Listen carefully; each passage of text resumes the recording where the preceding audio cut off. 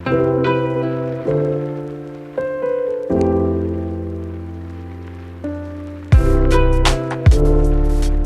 up, gangsters?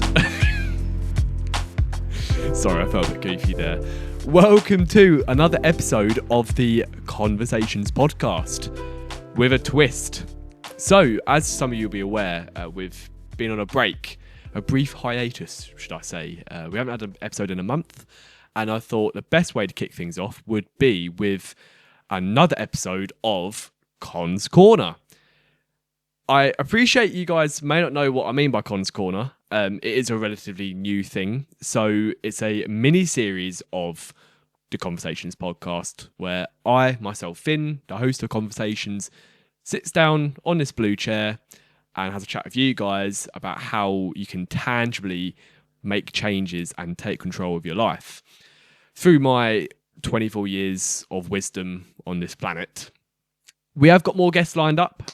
So after this episode, we will have obviously a lot more guests fortnightly coming up.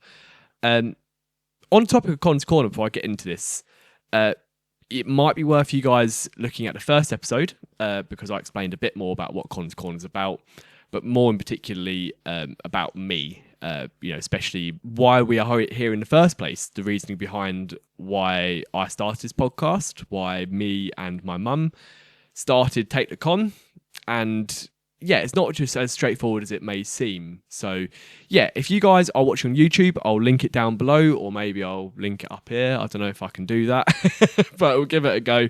If you're listening to the audio podcast, I will try and link it to Spotify and Apple Podcasts. So, episode 2, confidence. Confidence is the first thing I want to talk to you guys about for Conn's Corner. This is a mindset shift that I'm going to teach you guys that I genuinely believe can help you in any given situation to maintain that 100% confidence all the time. I use it myself when things get a bit scary or I need to do something that's a bit out of my comfort zone. I apply this mindset shift, this framework, which I'm about to talk to you guys about, and I genuinely believe it can help you. So, when we say confidence, what do we mean? What does confidence look like? And I'm asking you guys this. While you're listening, take a minute to think, what is confidence? To me, confidence is someone that looks competent.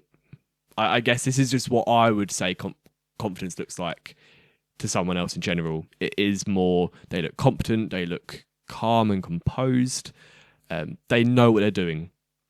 Right, these are the things.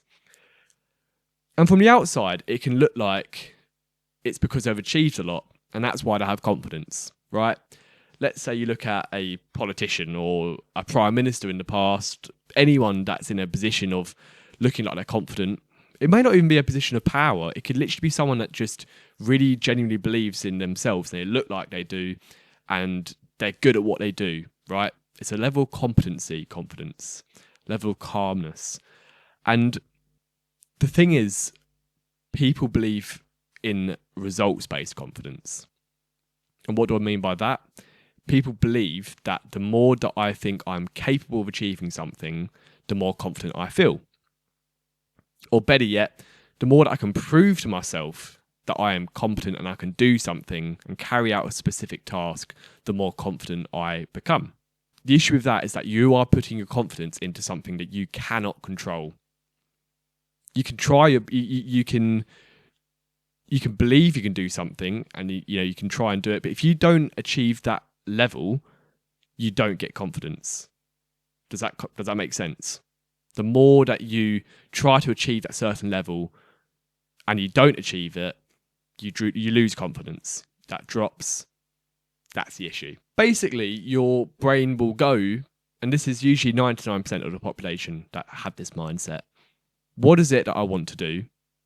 How can I achieve what I want to do? And then now, at that point, once you know what you want to achieve, how do I rate myself in my ability to achieve that goal? That's the three points that your brain does. You now measure your success and your confidence in your success and whether you have the ability to reach that or not. And the problem with that, there are only two ways of thinking that will genuinely increase your confidence. Either improve your abilities to achieve that level, or just brainwash yourself, which I never recommend, into thinking that you can achieve a certain level. Your brain is saying, I am basing my confidence in my ability to achieve that level, and I cannot deal with the consequences of not achieving it. So, like, for example, let's say you've started a new job and you already might not be feeling confident because you haven't proven to yourself that you can do well in this job. So you learn the ropes, you try to do really well in your job role. And you know what? Maybe you do start doing well. You've heard of the phrase "fake it till you make it," right? And that can work sometimes, but the problem is you can't always control if you can actually reach that level, right? So you're basing your confidence in something that you actually cannot control. And let's say, you get really good at your job, you're confident, because it's results-based confidence. I can achieve this, and I've proven it to myself. You slip up, sometimes inevitably, and your confidence drops.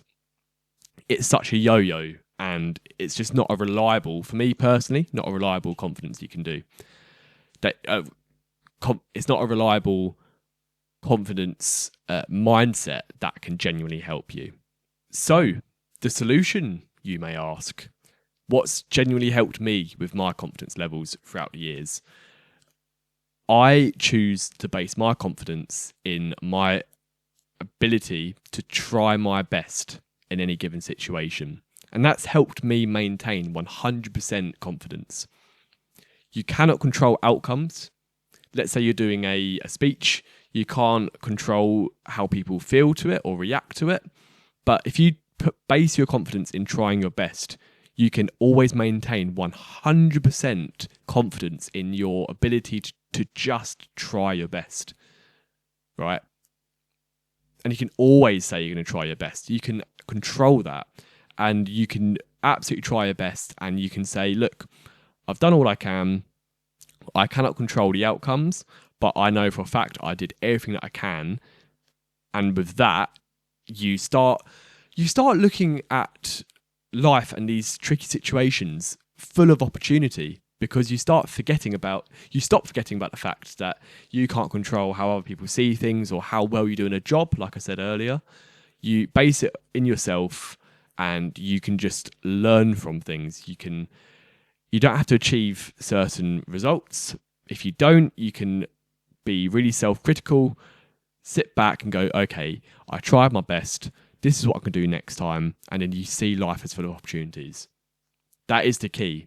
Just trying your best. And straight away, that helps massively with anxiety. Your brain stops feeding that part of your brain with blood, and it starts rushing to other parts of your brain that puts you at ease, because you are putting your confidence into what you can do, not what you can't.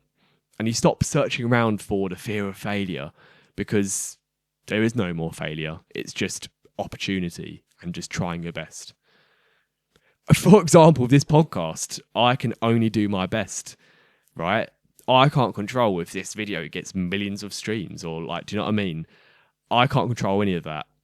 I can just be true to myself and try to create a high quality episode that has helped me with a mindset shift that has helped me.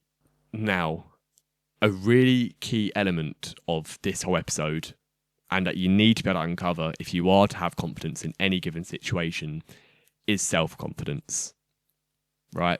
You can't project confidence if you're not confident within yourself. And for me, and what I've learned growing up and from the people around me, I think self-confidence, the main issue lies in the horrible mindset that a lot of us have, is we try to be perfect. We cannot have faults. We don't allow ourselves to have faults. We have to be perfect. Perfectionism's a real thing, guys, and a lot of people have it where people can't stand to be told they're wrong. Even no one likes being told they're wrong. But it's a really key thing to knuckle down on and really try to figure out. The first part is what I've just said. Accepting that no one is perfect.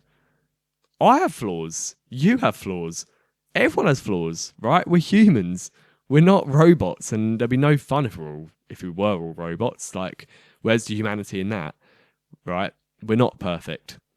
And if you are ever going to be able to have 100% confidence in your ability to try your best, you've got to understand that you will have flaws. So you do have flaws, you will make mistakes, but you can just try your absolute best in any given situation, and that is literally it. You can do whatever you want if you can just focus on what you can control and not how other people see things. And another thing you guys might be thinking is, Finn, what if I don't do my best? And then let me ask you, what does not doing your best actually mean to you? Does that mean that one day you think you could do a better job at whatever you need to do tomorrow, whether it's a public speech or you're doing your job, or, whatever it is that you need confidence in? Is it that you think you could do better another day, or you have genuinely actually not tried your best? Because they're two separate things. I'm not saying trying your best.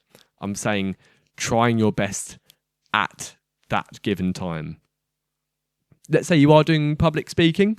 You could do a unbelievable speech, and another day with the exact same factors involved, and you could have a I don't know, standing ovation if that's what you want. It's not about that. It's about at that given time, at that given moment, you absolutely tried your best. You prepared as much as you could, and even if you didn't, that's a flaw. We're human, right? You can try again. You can learn from it and build on from your mistakes, and just keep trying your best. It's a beautiful thing, learning, guys. You have got to fail sometimes to learn how to improve next time. And that's it, trying your best. If you have that mindset where you need to achieve a certain result, I'm sorry, guys, but you're never going to be confident. And even if you do gain confidence by achieving things, it's very fragile. It's very fragile. And one day, like I said earlier, you could make a mistake or do something and it just knocks you completely. But trying your best, you're bringing that energy internally, you're giving it 100%, and I can guarantee you will just be confident. That is the secret. That is the secret. That's why I've done this podcast. I don't think it's because I'm the perfect host. I'm very far from it. There's a lot of things I need to learn from, but I just try my best every time, okay?